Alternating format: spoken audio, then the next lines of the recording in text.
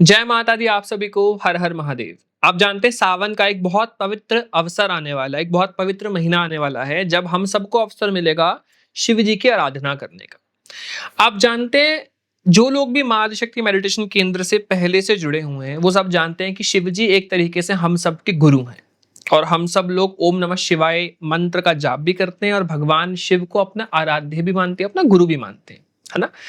तो एक तरीके से वो हम सभी के गुरु भी हैं और हम सभी के लिए शिव जी की आराधना करना बहुत महत्वपूर्ण है।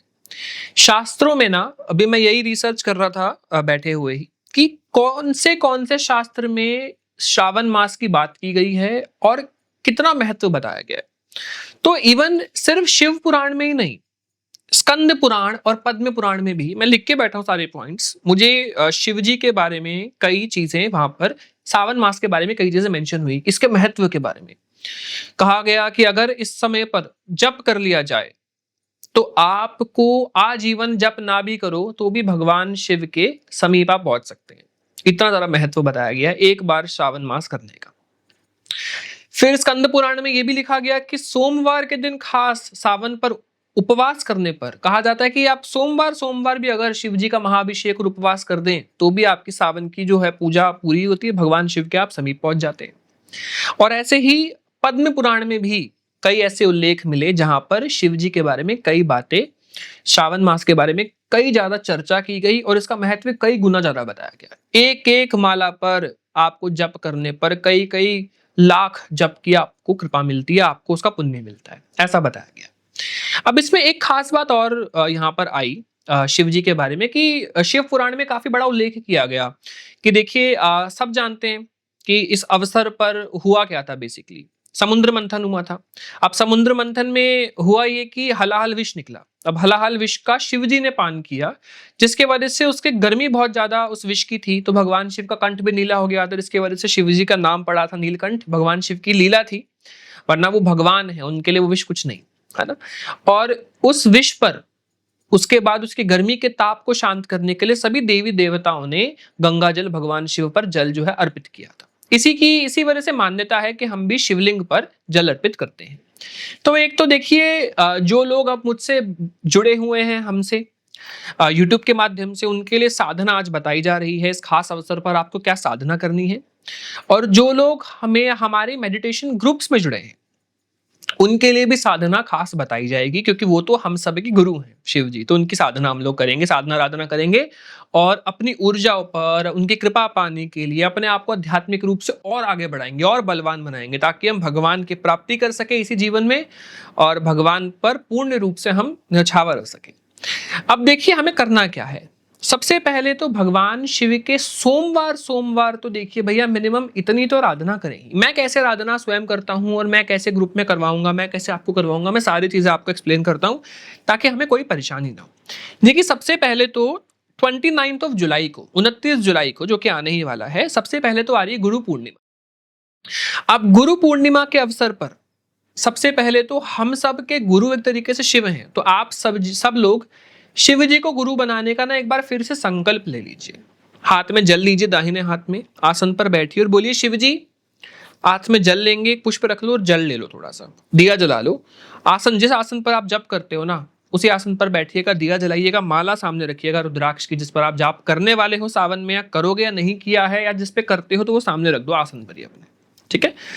अब आप बैठ जाएंगे शिव जी के सामने अपने मंदिर में, दाहिने हाथ में गंगा जल लेंगे, नॉर्मल जल लेंगे, पुष्प रखेंगे, कोई भी पुष्प नहीं है तो कोई बात नहीं, 1 रुपए का सिक्का रख लीजिए।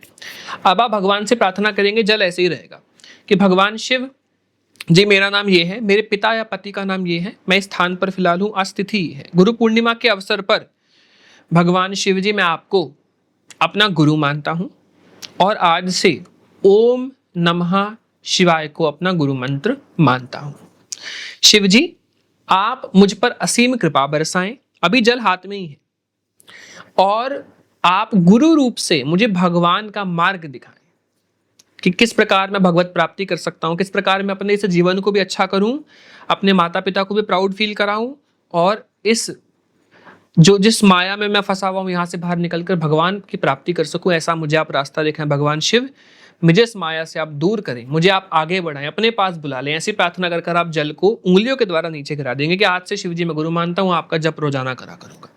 अब देखिए हम लोगों को जिसके पास बिल्कुल समय नहीं है तो वो एक माला रोजाना रुद्राक्ष पर ओम नमः शिवाय की, जिसके पास थोड़ा समय है 5 माला, इसके पास ज्यादा समय है 11 माला रोजाना आप करें ही अपने जीवन भर।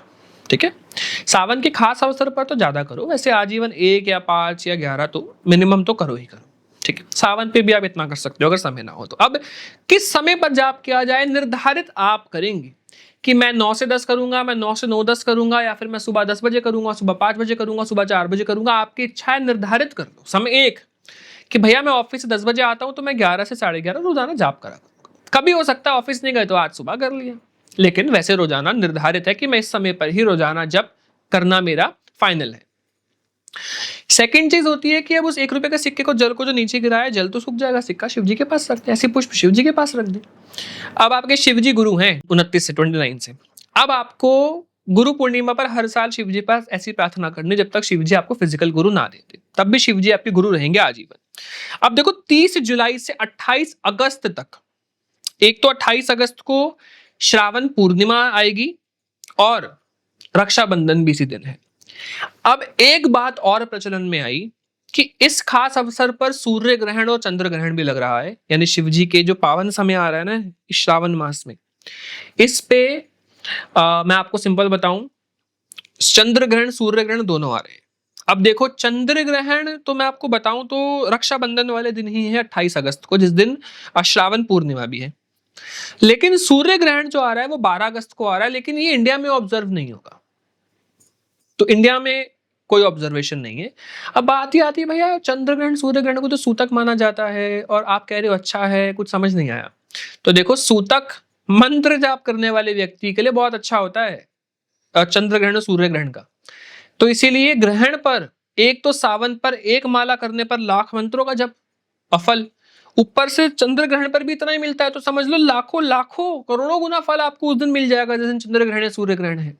सूर्य तो नहीं लग रहा, चंद्र ग्रहण लगेगा, वो भी श्रावण पूर्णिमा के दिन लगेगा। और अच्छी बात, श्रावण पूर्णिमा अलग, सोमवार का माफ कीजिएगा सावन का समय अलग और चंद्र ग्रहण अलग, तो ये दिन तो बल्ले बल्ले वाला है।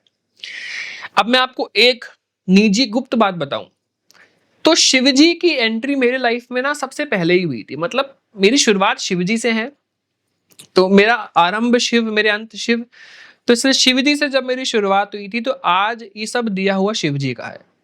अब बहुत से लोग कहते हैं ना शिवजी वैरागी है, तो एक बार प्रेमानंद जी कहते हैं कि भैया सोने की लंका जो थी वो कैसे मिली थी? भगवान शिव जो है वो आप खुद तो कुछ नहीं रखते लेकिन सामने वाले को सब दे देते हैं, तो ऐसे हैं भगवान शिव। तो इसलिए आप शिवजी से जब मांगते हैं तो भगवान शिव सब देते हैं। लेकिन एक बात और है, आप मांगो, वैसे मैं भी मांगता हूं कि भगवान शिव हम सबका जीवन अच्छा हो, लेकिन भगवान शिव जीवन तो अच्छा हो लेकिन मेरे मृत्यु उपरांत, मेरे शरीर त्यागने के बाद की गारंटी आपके पास है। आपने मुझे आगे पहुंचाना है भगवान तक, आपने मुझे रखना है, तो ये भी साथ में मांगना है। सिर्फ जीवन अच्छा हो नहीं, जीवन अच्छा करो भगवान, वो करेंगे, क्यों नहीं करेंगे, लेकिन भगवान आगे भी, और मेरी बुद्धि भी अच्छी रखना कि मैं आपको कभी छोड़ू नहीं सब मिलने पर, कि जब मुझे सब मिल भी जाए तब भी मैं आपको ना छोड़ू। मेरी इतनी बुद्धि भी अच्छी रखना भगवान कि आपने के जाप से मुझे मिल तो सब गया लेकिन फिर मैं आपको ही छोड़ दूं तो क्या फायदा, माया में ही फंस जाऊं तो क्या फायदा। तो शिव जी मुझे सब दे दो आप इस सावन के महीने में जो भी मैं जाप तप कर रहा हूं, लेकिन मेरे को आप भी मेरे साथ ही रहना, मेरी बुद्धि को भी ऐसी मत करना कि मैं आपको छोड़ दूं, आपके जाप को छोड़ दूं, आपकी पूजा को छोड़ दूं, इतना भी माया में नहीं पागल होने देना, माया से लड़ने की भी शक्ति दे। तो ये प्रार्थना भी कर कर आपको इस सावन मास में भगवान शिव का जप करना है, भगवान शिव से प्रार्थना करनी है, भगवान शिव की अभिषेक करना है, पूजा अर्चना करनी है। अब इस खास अवसर पर 4 सोमवार आ रहे हैं, मैंने लिखा हुआ एक आ रहा है 3 अगस्त को, पहला तो और स्पेशल होता है भैया, पहला सोमवार सबसे स्पेशल, तो 3 अगस्त, 10 अगस्त, 17 अगस्त, 24 अगस्त, ये 4 समय आ रहे हैं हमारे सावन में पूजा करने के, शिवलिंग पर अभिषेक करने के और शिव जी की आराधना करने के लिए। अब इस खास अवसर पर मैं आप लोगों को सबसे पहली एडवाइस ये दूंगा कि हम इन खास अवसर पर, इन खास दिनों पर तो ओम नमः शिवाय का ज्यादा जाप करें। ज्यादा ऐसे नहीं, जैसे अगर आप आम दिनों में 5 कर रहे हैं तो इस अवसर पर 11, 21, 51, 100, 108 पूरा दिन आप बैठ के जप करें। बाकी समय पर भले ही आप काम करें, ठीक है। शिवलिंग पर पंचामृत से, पंचामृत क्या होता है, जैसे आप दही, शक्कर यानी चीनी, शहद, घृत यानी घी और गंगा जल को मिलाकर आप शिवलिंग पर अभिषेक करें। बाबा को फूलों से सजाएं, बाबा को फल से सजाएं, बाबा को भस्म लगाएं। भस्म मार्केट में मिल जाती है ना। बाबा के लिए जितना मतलब आप जो आपके सामर्थ्य अनुसार हो, उनकी आरती करना, उन पर घी लगाना, फूलों से श्रृंगार करना, पुष्प से श्रृंगार करना। अब कुछ का सामर्थ्य है कि वो चांदी से भी श्रृंगार कर दे भगवान का, सोने से भी श्रृंगार कर दे, वो उनकी इच्छा है। तो सामर्थ्य अनुसार भाव अगर आप दे देंगे तो भगवान शिव आपके हैं। एक भक्त तो शिव जी पर ही चढ़ गया था स्वयं, तो शिव जी ने भी अपना लिया। तो सब भाव से आप जो कर दें, भगवान भोले, उनका नाम है भोलेनाथ, वो भोले हैं। सबसे ज्यादा राक्षसों को किसी ने वरदान दिया है तो शिव जी ने दिया। आप सोच रहे हो राक्षसों को वरदान देते हैं, उनसे तो थोड़े अच्छे ही हैं हम, है ना, थोड़े तो अच्छे ही हैं, तो हमें भी दे देंगे भगवान, तो दे देंगे आपको, सब दे देंगे। भोलेनाथ उनका नाम ऐसे ही नहीं है। तो इसलिए शिव जी की आराधना इस अवसर पर करना बहुत पवित्र माना जाता है। जैसा मैंने कहा, समय आप निर्धारित कर लें जप का। मैं आपको सिर्फ संख्या और मैं आपको संकल्प लेना और आपको करना क्या है मैं वो बता देता हूँ। शिव जी का अभिषेक करना देखो बहुत अच्छा है। मेरा ऐसा मानना रहता है कि सावन में मौन का बहुत महत्व है, तो मेरा ऐसे आपको एडवाइस रहेगी कि जब तक आप शिवलिंग पर अभिषेक कर रहे हो ना, तब तक तो आप मौन रहे। जैसे अगर आप 12 बजे तक कर रहे हैं तो सुबह उठने से 12 बजे तक मौन, शांत। पहले से रात को ये सब चीजें कलेक्ट करके सो जाना कि सुबह जरा बोलना ना पड़े। और जब आप जप कर रहे हो रात्रि में, देखो मैं तो अभिषेक करने के कुछ समय बाद भी जप करता हूँ, शिव जी को ही निहारता हुआ कि बाबा बड़े सुंदर लग रहे हो आप, आपको निहार ले थोड़ा, तो उनको निहारते हुए जाप करते हैं। फिर रात्रि के समय जाप किया जाए, तो ये दोनों समय बहुत पवित्र हैं, बहुत अत्यंत शुभ माने गए हैं। तो भगवान शिव का सुबह सुबह अभिषेक कर कर 12 बजे से पहले या दोपहर तक आप कर लो। जो लोग लेट भी करते हैं कोई बात नहीं, करना जरूरी है, कभी भी करिए। और फिर शाम के समय, रात के समय जप किया जाए, थोड़ा जप सुबह किया जाए, और शिव जी के साथ थोड़ा माँ पार्वती जी का भी गुणगान किया जाए। अब इसमें माँ पार्वती जी के लिए आप उनके 108 नाम दुर्गा जी के पढ़ सकते हैं, दुर्गा स्तोत्र, शतनाम स्तोत्र, या फिर आप ओम दुम दुर्गा या नमः का भी जप कर सकते हैं, लाल चंदन पर या रुद्राक्ष पर ही। थोड़ा पार्वती माँ का कहा जाता है एटलीस्ट 10% जाप किया जाए। तो अगर आप 10 माला कर रहे हैं, 11 माला कर रहे हैं शिव जी की, तो 1 से 2 माला माँ पार्वती जी की जाए। 100 माला अगर आप शिव जी की कर रहे हैं तो 10 माला माँ पार्वती जी की जाए, ऐसा होता है। और शुरुआत में आप सब जानते हैं गणेश जी को प्रणाम करके अपनी पूजा आराधना शुरू करें, है ना। और भगवान शिव पर इस प्रकार जल अपने घर पर भी अर्पित कर सकते हो, या फिर आप पहले से ही मिश्रण एक ही कटोरी में सब मिक्स कर लो, गंगा जल, घी, दूध, दही और शहद, वो पूरा पलट के शिव जी को अच्छे से नहला के बेल पत्र अर्पित करके, या फिर जल आप पूरा डोल के एकदम अच्छे से शिव जी को नहला दो, सुंदर कर दो एकदम। फिर तिलक लगा के बेल पत्र अर्पित कर दो। बेल पत्र, धतूरा, भस्म, तिलक, जो भाव बने आप करें। आप आटा भी जाकर डाल देंगे ना घर का भस्म समझ कर, वो उससे भी खुश हो जाएंगे। तो सब ऐसा है। कुछ कुछ संत तो ऐसे रहे हैं कि वो मानसी पूजा करते हैं। मानसी पूजा क्या करते हैं कि भैया आंख बंद करके बैठ जाएंगे और ध्यान में सोच रहे हैं कि वो शिव जी पर जल चढ़ा रहे हैं, तो मानसी पूजा का भी फल लगता है। और उन संत की गति भी हुई, भगवान शिव ने उन्हें उतने ही आजीवन, पता नहीं कितने संख्या याद नहीं आ रही, इतने दिन तक शिव जी का अभिषेक किया, उसका फल मिल गया। किया नहीं, मानसी में किया, मानस में किया, आंख बंद करके किया, लो भगवान शिव ने। अब लोग कहते हैं भैया मैं हॉस्टल में हूँ, सबसे अच्छा तरीका मानसी अभिषेक, आंख बंद करके बैठ गए, शिव जी लीजिए दही, शिव जी लीजिए जल, शिव जी लीजिए शहद, डाला आपने और खुशी खुशी आप नला रहे हैं। आप देखना आपको ऐसा ही आनंद आएगा जैसा आपको वास्तविकता में। मैंने अभी अभी सोचा ना, मैं अभी मेरे रोंगटे खड़े हो गए पूरे हाथ के। आप सोचो ऐसे आपको भगवान शिव कृपा करते हैं। मैं सावन के बारे में बात कर रहा हूँ, मेरे को अभी इतना अच्छा लग रहा है सुनकर कि अरे पावन अवसर आ रहा है। हमारे लिए तो ये ना फेस्टिवल की तरह होता है, हम लोग खुश हो जाते हैं एकदम से अंदर से। तो करेंगे। अभी तो यूट्यूब के लिए मेरी जानकारी पहुंची है, अभी मुझे जाके अपने मेडिटेशन ग्रुप में भी बताना है, उन लोगों की स्कैनिंग भी करनी है, उनको उनका अपडेट भी देना है वो लोग कहाँ तक पहुंचे। तो आप देखिए मेरी कुंडलिनी की बात हो गई, मेरा ज्ञान हो गया, मेरी दिव्य दृष्टि की चीजें हो गई, ये सब भगवान शिव से ही शुरू हुई है। भगवान शिव ने ही सब बताया है। फिर ये भी बताया कि दिव्य दृष्टि ही अंत नहीं होता है, इसके आगे भी बहुत कुछ है, सिर्फ थर्ड आई ही सब कुछ नहीं होता। हाँ, थर्ड आई की अपनी पावर है, या आपको अध्यात्म में आगे बढ़ने में थोड़ा अनुभव देता है, थोड़ी बातें बताता है, ज्ञान देता है, ज्ञान दृष्टि भी तो होती है। मदद करता है। मेरी मेरी मैं मदद कैसे कर पा रहा हूँ आप सबकी, मैं कैसे बता पा रहा हूँ कि आपके घर में प्रॉब्लम है या आपकी ऊर्जा में दिक्कत है, आपका जाप चोरी हो रहा है, आप ये करो, इस चीज़ को ठीक करो, फिर आपको जप लगेगा। आपके इष्ट भगवान शिव हैं, या आप माता की आराधना करिए, या आप गणेश जी की आराधना करिए, कैसे मैं आपकी मदद क्यों कर पा रहा हूँ? दिव्य दृष्टि का काम है ना। तो दिव्य दृष्टि बुरी तो नहीं है, हाँ आप इस्तेमाल कैसे कर रहे हो ये जरूर निर्भर करता है। अभी गुप्त नवरात्रों की साधना की, अभी गुरु पूर्णिमा पे मेरा आपको वीडियो मिलेगा, जैसा मैंने अभी थोड़ा बताया। साथ में श्रावण मास के ऊपर मैं आपको चर्चा कर रहा हूँ, तो सारी चीज़ बहुत खास है। अभी एक वीडियो आएगी कि सावन में आपको क्या गलतियां नहीं करनी है, सावन में और क्या चीजें जो आप कर सकते हो, लेकिन ये थोड़ा आराधना के रिलेटेड है। तो अब गणेश पूजा, ओम नमः शिवाय का महत्व। अब आप बोलेंगे भैया ओम नमः शिवाय फीमेल्स मेल्स सब कर लें, बिल्कुल कर लो। जो लोग मुझसे जुड़ रहे हैं तो थोड़ा सा इस मंत्र की मॉडिफिकेशन में उनको बता देता हूँ जो मेरे मेडिटेशन क्लास में। बट मैं एक बात और बताता हूँ, अगर आपका मन में शंका आ रही हो भैया नहीं ओम नमः शिवाय नहीं, तो देखो मैं एक बात बताता हूँ। प्रेमानंद महाराज जी ने कहा कि ओम नमः शिवाय का जाप नहीं करना है, ऐसे ही कैलाशानंद गिरी जी महाराज जी ने कहा कि ओम नमः शिवाय का जाप करो, ये एक सिद्ध मंत्र है, इसका करना चाहिए। दोनों ही संत हैं, दोनों की चीजें ही ठीक है, किसी को बड़ा छोटा थोड़ी होता है संत में, सब अच्छे हैं, है ना। तो उन्होंने इसलिए कहा प्रेमानंद जी ने कि भैया राधा नाम जपो, इजी है, सिंपल है, सब लोग कर लोगे, एक ही चीज है।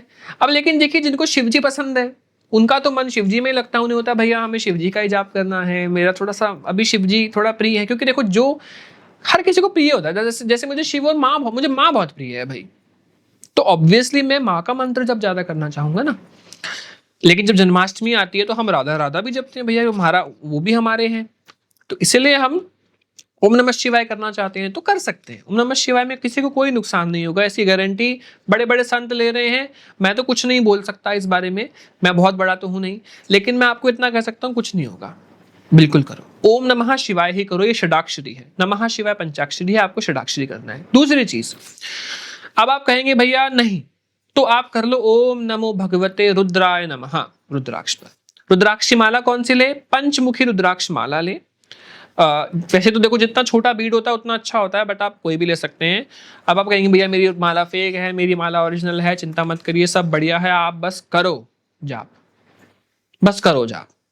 हमारे तरफ से माला भी आपको लेनी हो तो आप ले पाएंगे, जल्दी ही शुरू होगा, कोई दिक्कत नहीं है। बाकी डेफिनेटली आपको मेरे से कोई हेल्प चाहिए हो अपनी एनर्जी के रिलेटेड, आपको मेडिटेशन क्लासेस भी लेनी हो, you can definitely text my team, हमारी टीम है, हमारी वेबसाइट है, आप हेल्प ले सकते हैं, कोई प्रॉब्लम नहीं है। लेकिन यहाँ पर थोड़ा सा मैंने आपको गाइडेंस सावन के ऊपर दी है। इसके बाद मैं सावन मास के ऊपर एक लाइव भी लेकर आऊंगा और एक और वीडियो जल्दी ही पहुंचेगी जहां पर थोड़े पॉइंट्स रह गए होंगे तो मैं कवर कर दूंगा। बाकी जिन महिलाओं को पीरियड्स आ जाए तो मैंने जैसा बताया कि उस समय पर आप डेफिनेटली मंत्र जाप मन में करेंगे बिना माला आसन को छुए, और आप सोमवार के व्रत कंटिन्यू रखिएगा, भले ही आप पीरियड्स पे हो। सब लोगों को सोमवार के व्रत रखने हैं, बहुत अच्छा रहता है। और सावन के पहले दिन ही आप संकल्प ले ले कि देखिए शिव जी रोज तो मैं थोड़ी थोड़ी पूजा करूंगा, आपके सोमवार के दिन खास अभिषेक करूंगा, खास व्रत करूंगा और थोड़ा ज्यादा पूजा करने की कोशिश करूंगा। शिव जी मेरा ये जीवन भी बढ़िया हो और मृत्यु उपरांत भी आप मुझे प्राप्त करें, मेरा सब बढ़िया बढ़िया करे, सब मंगल मंगल हो, नकारात्मक ऊर्जा से मैं सदैव दूर रहूं, आप गुरु रूप से सदा मेरे जीवन में निवास करे, वास करे, मेरे घर में कृपा बरसाएं। ऐसी प्रार्थना करके जल गिरा दिया, प्रार्थना कर ली। अब भगवान शिव आपके, आप भगवान शिव के, सावन की साधना आप सभी की भी सफल हो। आप सब मेरे लिए भी प्रार्थना करना, मेरी भी सफल हो। जो भी मैं थोड़ा बहुत कर पाऊं, आप शायद मुझसे ज्यादा ही करेंगे, लेकिन मुझ पर आप सब भी प्रार्थना जरूर करिएगा कि भैया की भी साधना बहुत अच्छे से हो, भगवान शिव, और हमारी भी साधना बहुत अच्छे से हो। मैं भी आप सबके लिए प्रार्थना करूंगा और ऐसे ही हम मिलेंगे आगे और भी नई नई वीडियोस में। आप देखते रहिए, समझते रहिए, ज्ञान लेते रहिए। कोई भी सवाल हो तो मुझसे जरूर पूछिएगा, मैं जरूर लाइव सेशन में भी और आने वाली और भी सावन के ऊपर जो वीडियोस बनाऊंगा आप सबकी मदद करने के लिए पूरा मेहनत करूंगा। बहुत बहुत शुक्रिया। जय माता दी और हर हर महादेव।